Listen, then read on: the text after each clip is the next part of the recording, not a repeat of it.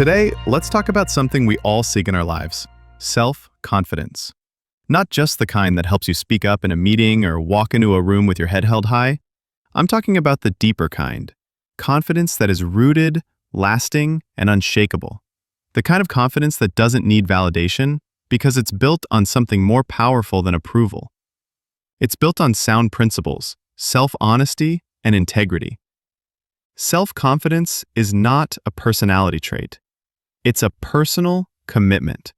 And that commitment begins when you decide to live in alignment with who you really are and who you aspire to be. It's easy to appear confident. It's easy to post curated moments online, speaking confident tones and quote motivational lines. But true self-confidence is not loud. It's not in the volume of your voice or the sharpness of your posture. It's in the quiet moments, the ones where nobody's watching, that your confidence is either built or broken. So what makes it solid? Let's unpack that. First and foremost is sound rules, your inner compass. Sound rules are the values and principles that govern your life. They're not rigid laws. They're intentional choices about how you want to move through the world. Things like honesty, respect, consistency, fairness, and humility. When you know your rules, and more importantly, live by them, you remove so much of the uncertainty and chaos that chips away at confidence. You stop asking yourself, am I doing the right thing? Because you've already defined what right means to you. Imagine this. Someone offers you a shortcut to win, but it violates one of your core values. If your rules are clear, the decision isn't hard. You don't waffle, you don't feel guilt, you simply say no, because you know the price of violating your own code is too high. And this consistency is where self-confidence begins to solidify. When your actions consistently match your values, you don't just feel confident, you feel proud, you trust yourself. You become someone who's not easily swayed because you're already grounded.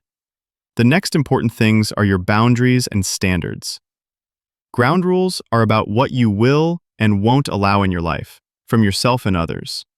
They are your boundaries, your non-negotiables. And confidence thrives when you enforce them. If you're constantly saying yes when you mean no, laughing when you're uncomfortable, or staying silent when something violates your values, you're slowly telling yourself that your voice doesn't matter. And when your voice doesn't matter to you, why would your confidence stick around? But when you set boundaries, not to control others, but to honor yourself, you build something much more powerful than just self-assurance. You build self-respect. And self-respect is the soil where real confidence grows. Now let's talk about self-honesty. If confidence is the structure, honesty is the foundation. Self-honesty means being real with yourself about your intentions, your actions, your strengths, and yes, your flaws. It's easy to lie to the world, but when you lie to yourself, you create cracks in your inner foundation. When you make excuses instead of admitting to yourself that you made a mistake, when you choose an easy way out instead of disciplining yourself to face it, these small lies pile up and chip away at trust.